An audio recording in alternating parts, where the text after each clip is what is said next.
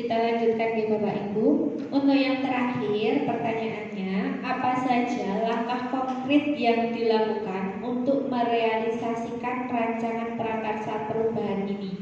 Nah, tadi kan kita sudah membuat prakarsa perubahan tentang 5S, kemudian tentang sholat duha. Nah, itu langkah konkret yang akan kita lakukan itu bagaimana? Contohnya misalnya kalau yang sholat duha kita bisa pakai kartu kendali. Tapi untuk yang 5S kira-kira bagaimana? Langkah yang akan kita ambil untuk merealisasikan rancangan tentang 5S. Oke.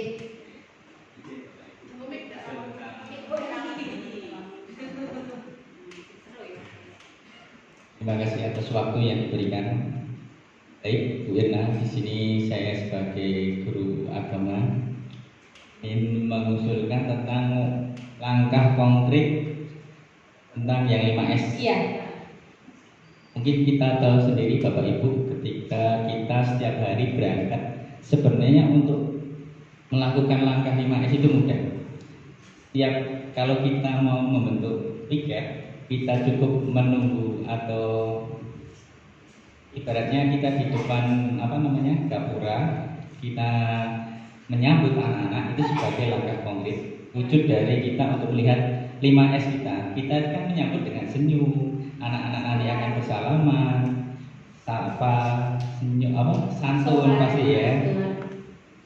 Itu salah satu langkah konkret yang nyata, mungkin bisa kita buat setting nanti jadwalnya. Saya juga setuju Bu.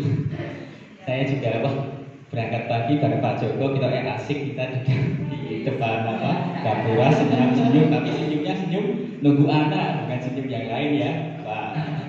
Itu mungkin yang bisa saya sampaikan mengenai ide konkret tentang 5S. Terima kasih Bapak Ibu. Ya, terima kasih Pak Edi, bagus sekali idenya. Pripun Pak Mail? Ya. Untuk langkah konkretnya. Nah, Bapak Ibu guru, ini sudah sampai di penghujung. Tadi kita sudah menuangkan sebenarnya cita-cita kita itu hampir sama, cuman kadang tidak kita sampaikan. Tadi sudah kita rangkum, sebenarnya kita punya cita-cita yang terbaik untuk murid-murid kita. Nah, untuk visi yang berlaku saat ini, unggul dalam prestasi, mulia dalam akhlak, terampil dalam berkarya, serta peduli lingkungan. Setelah tadi kita melakukan diskusi, kita merevisi sedikit menjadi mewujudkan generasi yang mulia dalam akhlak, unggul dalam prestasi, melestarikan budaya, serta terampil dalam berkarya, yang telah kita setujui bersama-sama. Kemudian kita tadi juga membuat 2 prakarsa perubahan yang intinya ke penerapan sholat duha dan penerapan 5S. Begitu. Saya ucapkan terima kasih sekali atas partisipasi Bapak Ibu guru semua. Semoga keikhlasan Bapak Ibu guru dibalas oleh Allah. Terima kasih. Saya akhiri. Wassalamualaikum warahmatullahi wabarakatuh. Waktu dan tempat saya kembalikan ke Bapak Agus. Terima kasih. Mari kita beri aplaus untuk Bu Irna atas fasilitasi diskusi yang luar biasa. Demikian Bapak Ibu semuanya yang saya hormati, saya banggakan, Bapak Ibu yang luar biasa, dan juga tidak lupa juga Ibu Irna yang sudah menyampaikan dengan luar biasa, bahkan mempersiapkan sejak beberapa hari, mungkin sampai tidak tidur atau tidak bangun. Ya, alhamdulillah kita akhirnya bisa sampai pada tataran ini atau dalam diskusi ini.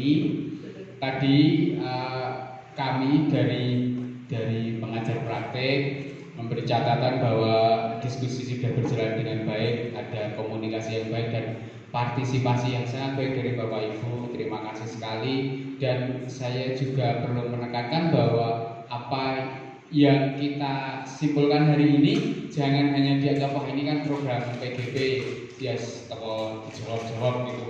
Sebenarnya bukan ke sana, tapi justru jika kita bisa membuat sebuah simpulan yang bisa kita laksanakan di sekolah kita ini, ya tidak salahnya betul-betul kita laksanakan. Nanti bisa kita ukur sejauh mana apa yang kita sepakati ini sudah berjalan atau tidak, cocok atau tidak, perlu diperubah apa yang perlu dirubah, sehingga dengan cara pandang tentang kita melakukan aksi kemudian refleksi, aksi dan refleksi terus ini, akhirnya kita tidak terasa akan sampai pada taraf yang tadinya kita anggap itu susah.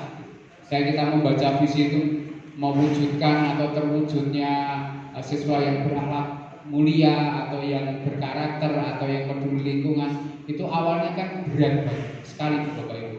Tapi hal yang berat itu menjadi tidak terasa berat jika kita konsisten, kita disiplin, kita laksanakan satu persatu pelan-pelan dan selalu kita lakukan refleksi.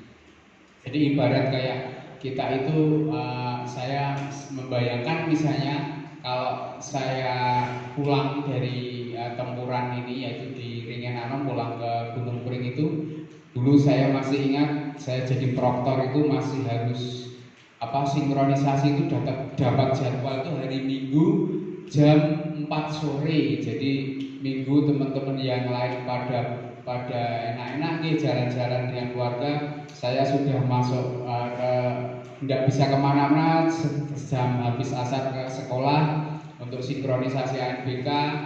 Ternyata bisa sinkronnya itu jam 9 malam. Jadi sampai paginya saya harus siap, tapi jam 9 malam masih di sekolah. Itu yang kayak berat banget. Pulang malam di rumah cuma tidur, nanti pagi harus ke sekolah lagi.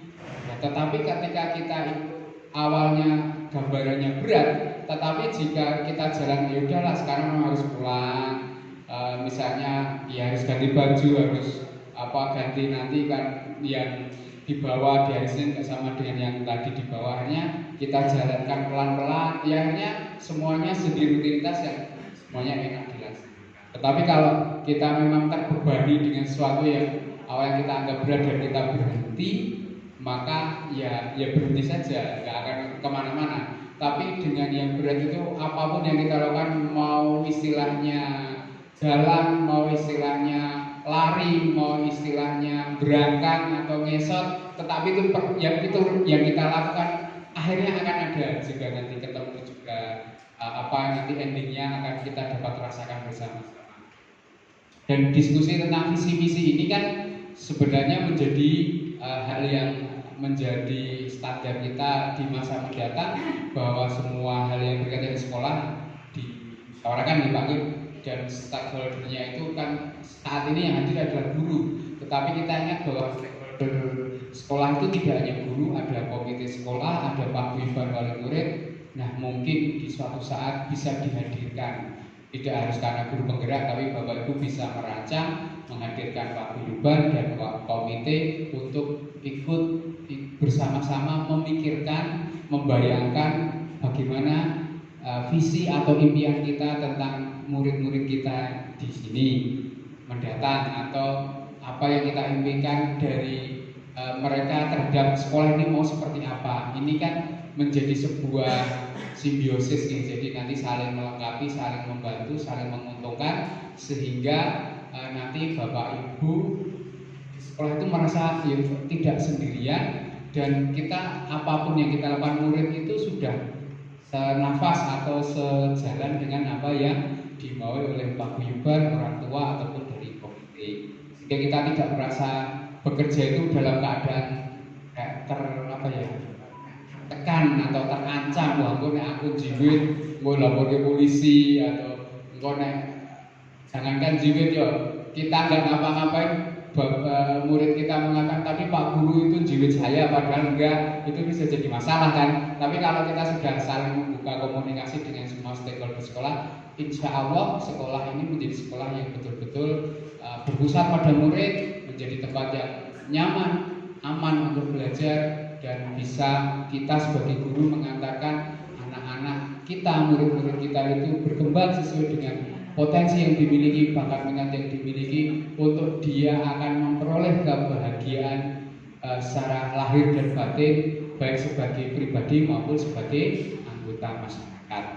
Demikian Bapak Ibu sebagai closingnya atau penutupan dari diskusi pada hari ini. Saya selaku pemandu mengucapkan penghargaan setinggi-tingginya kepada semua Bapak Ibu semuanya, terutama juga kepada Bapak Ismail selaku kepala sekolah dan Ibu Irna Hanif selaku CGP, dan saya mohon maaf jika dalam mengantarkan diskusi pada pagi hampir menjelang siang ini ada kesalahan kekurangan dalam saya berkata maupun berperilaku, mohon maaf yang sebesar-besarnya. Mari kita tutup kegiatan diskusi pada hari ini dengan mengucapkan hamdalah bersama-sama. Alhamdulillahirabbil alamin. Saya akhiri, wabillahi taufik wal hidayah. Wassalamualaikum warahmatullahi wabarakatuh.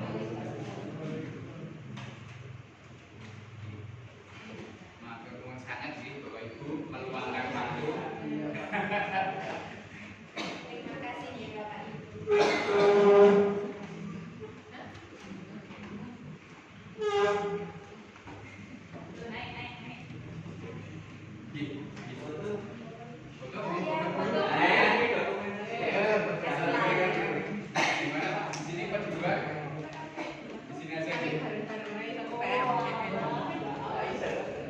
Kalau mikir